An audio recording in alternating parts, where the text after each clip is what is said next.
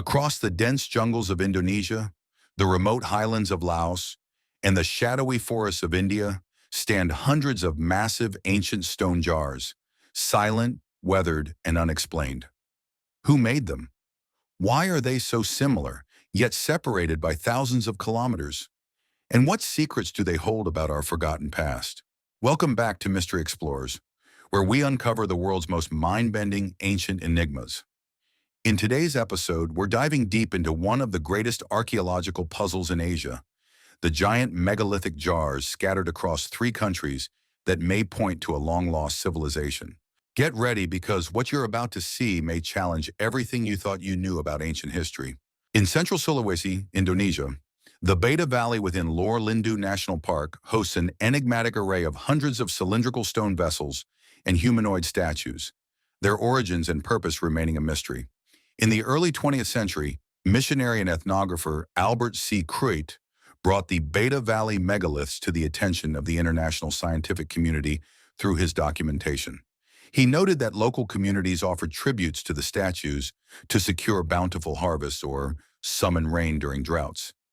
Yet they had no knowledge of the megaliths' creators, claiming the structures predated their ancestors' arrival in the region.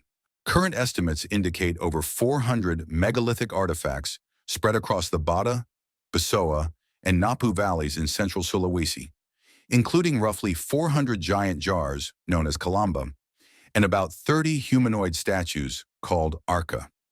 These are found in both clusters and isolated spots, hinting at a widespread, organized cultural practice.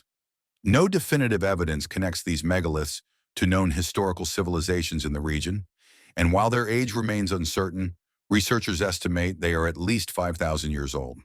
The statues typically feature oversized heads, straight torsos, and no legs with prominent genitals carved on them, accentuated by the positioning of their hands. Some female Bata Valley statues appear to depict pregnancy. The largest, called Pelindo, or the Entertainer in Indonesian, stands over 15 feet, 4.5 meters, tall and likely weighs around 10 tons, though its exact weight remains unknown. Many have observed a remarkable resemblance between the Indonesian statues and other global megalithic figures, such as the San Agustin stone statues, which also feature large heads and small, legless bodies with similar hand positioning. The parallels become even more striking when compared to the Moai statues of Easter Island. The hand positions and the statues themselves reveal remarkable similarities across ancient sites. On Easter Island, the Moai statues display a distinctive hand posture, one that also appears in the intricate carvings at Göbekli Tepe, one of the world's oldest known megalithic sites. Even more striking is a statue at nearby Karahan Tepe in Turkey, where a figure is depicted grasping his phallus with both hands. Both Göbekli Tepe and Karahan Tepe date back approximately 12,000 years, making them around 7,000 years older than Stonehenge. Now take a look at this statue from Turkey, known as the Urfa Man.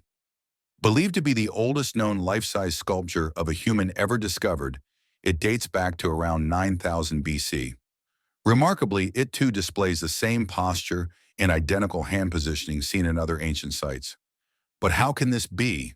Why do we find the same symbolic gestures appearing across vastly different cultures and continents? Could there have been a shared connection, perhaps even a lost global civilization that once linked these distant places? And if the statues weren't strange enough, even more mysterious are the massive cylindrical stone jars found in the Beta Valley. These ancient artifacts, located within Lor Lindu National Park, a vast 2,200 square kilometer protected region, continue to baffle both researchers and locals alike. In the park's southern region lies the Bata Valley, home to hundreds of massive stone jars known as kalambas. Despite their cultural significance, much about these megalithic structures remains a mystery. Their exact age is still debated, with estimates ranging from 1,000 to as much as 5,000 years old. Adding to the enigma, the local communities have no known historical or ancestral ties to these monuments. Interestingly, the stone used to craft these jars did not originate in the Bata Valley, implying they were transported from a distant location, an extraordinary feat considering the immense effort it would have required. The name Kalambas translates to bathtubs fit for a king, adding a curious and somewhat perplexing layer to the mystery. After all, it's difficult to picture a king bathing in the middle of a remote valley, let alone requiring hundreds of such tubs scattered across the landscape. Adding to the intrigue, many of these stone vessels were once sealed with massive stone lids, clearly indicating they weren't designed for bathing. The sheer weight of these covers makes the idea of frequent use as tubs highly improbable. Some researchers suggest the jars may have served as burial sites, yet this theory too is problematic, especially since certain jars, like those discovered in Padang Tempura, are too shallow to accommodate a human body. These inconsistencies only deepen the mystery surrounding their true purpose. Some of these jars feature an unusual design. Their interiors are divided into two sections by a shallow ridge, with a depth difference of no more than 2 inches, about 5 centimeters. What function could these massive, nearly solid stone cylinders have possibly served? Where were they quarried, and how, without advanced tools or machinery, were they transported across the rugged, forested terrain of central Sulawesi? Who undertook such a monumental task, and for what purpose? Adding to the mystery, many of the stone lids are adorned with zoomorphic carvings, depictions of animals that curiously don't resemble any known native species in Sulawesi's tropical jungles. Even more rare are jars engraved with human-like faces or figures. Perhaps most astonishing are those etched with perfectly straight horizontal lines, executed with a precision that continues to baffle modern researchers. What kind of manufacturing process could leave behind such distinct markings? Some researchers propose that the jars were crafted using a form of stone softening technology, enabling ancient builders to mold the granite as if it were clay. The horizontal grooves etched into the Bata Valley jars strongly resemble patterns produced by rotational shaping, similar to pottery techniques. But how could this be possible? How did they manage to soften hard granite into a pliable material? And what kind of advanced tools or knowledge did they possess to create these massive stone vessels, objects far too heavy for the region's indigenous people to have moved or carved using conventional means? One theory even suggests these colossal cylinders may have served a role in ancient mineral separation processes. This theory gains weight from the presence of high concentrations of granular gold in the surrounding region. Even more intriguing are the burn marks found on some of the massive stone jars, suggesting that molten metal, possibly even gold, once flowed from them. Could all of this point to the existence of a highly advanced prehistoric civilization? One that wielded sophisticated technology thousands of years before conventional history is willing to acknowledge? If so, wouldn't we expect to find similar artifacts elsewhere in the world? Interestingly, about 3,000 kilometers away in Laos, we do. The mysterious Plain of Jars features remarkably similar stone vessels, hinting at a broader and more connected ancient mystery than we might have imagined.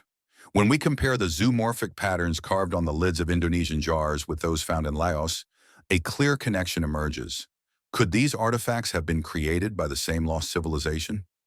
The Plain of Jars in Laos stands as one of Southeast Asia's most captivating archaeological sites, boasting around 3,000 massive stone jars scattered across the landscape. These jars vary greatly in size, some towering up to 3 meters, 10 feet tall, and weighing several tons. Spread across more than 90 different locations, the jars are carved from sandstone, granite, and limestone. Most are cylindrical in shape, featuring flat or gently convex bottoms, often finished with a pronounced rim at the top. While some of the jars feature decorative carvings, many are plain and unadorned. Stone lids have been discovered at several sites, indicating that, like their Indonesian counterparts, the Laos jars were originally covered. Unfortunately, most of these jars are now broken, a result of intense bombing during a little-known conflict known as the Secret War. Between 1964 and 1969, during the Laotian Civil War, the Plain of Jars became a target for heavy bombardment by the U.S. Air Force as they fought against North Vietnamese and Laotian Communist forces. These relentless attacks caused significant destruction to many of the region's ancient stone vessels. Archaeologists initially estimated that the vessels were around 2,000 years old, placing them in the Iron Age. However, a recent 2021 study suggests they could be significantly older, at least 3,000 years old. The origins of these jars remain a mystery, as do the identities of the civilization that created them. Local Lao legends passed down through generations tell of a race of giants who once inhabited the region, led by their king, Kunchung. According to legend, these giants waged a long and arduous war against a malevolent enemy and ultimately emerged victorious. To celebrate their hard-fought triumph, vast quantities of rice wine, known as Lao Lao, were needed. To brew and store this wine, King Kunchung had enormous stone jars crafted. These jars were not only used for storage, but also served as massive drinking vessels for the giants themselves. The giants marked their victory by drinking from these colossal jars, turning the plain of jars into a symbol of celebration and conquest. The stone for these jars was quarried roughly 10 kilometers, about 6.5 miles away. How an ancient, seemingly primitive civilization managed to transport these massive stone jars uphill through rugged jungle terrain remains a mystery. Recently, researchers uncovered that the Plain of Jars is not unique.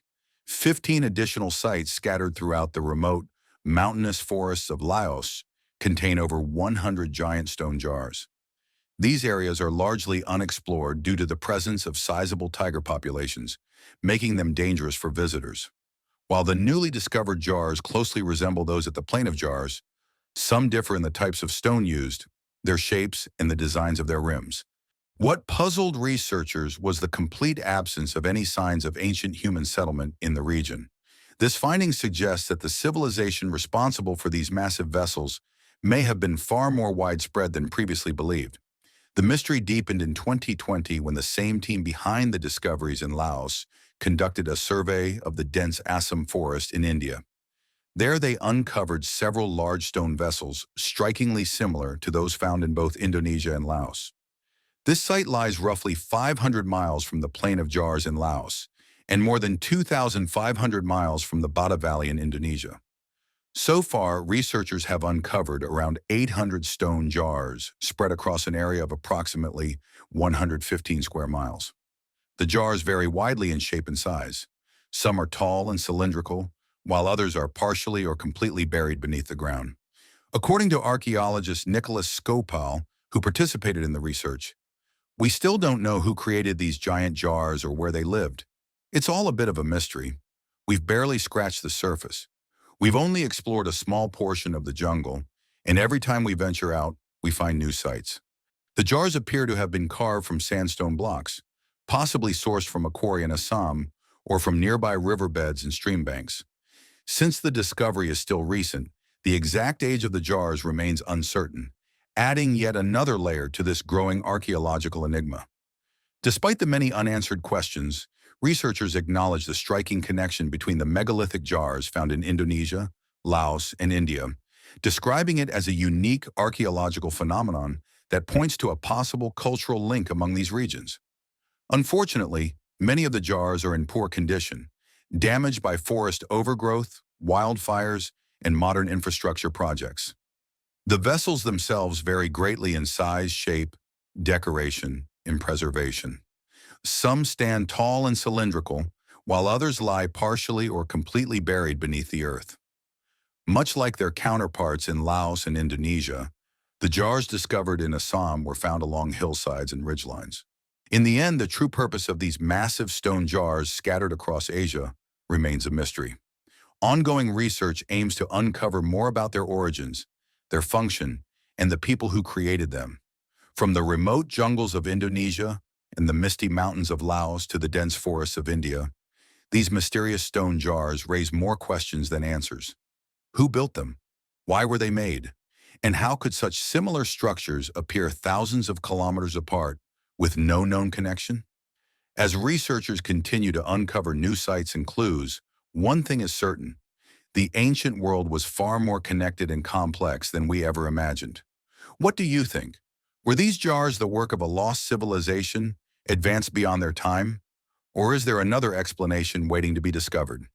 Let us know your thoughts in the comments below. If you enjoyed this journey into one of archaeology's greatest mysteries, don't forget to like, subscribe, and hit the bell icon so you never miss a new episode. Until next time, keep exploring the unknown, right here on Mystery Explorers.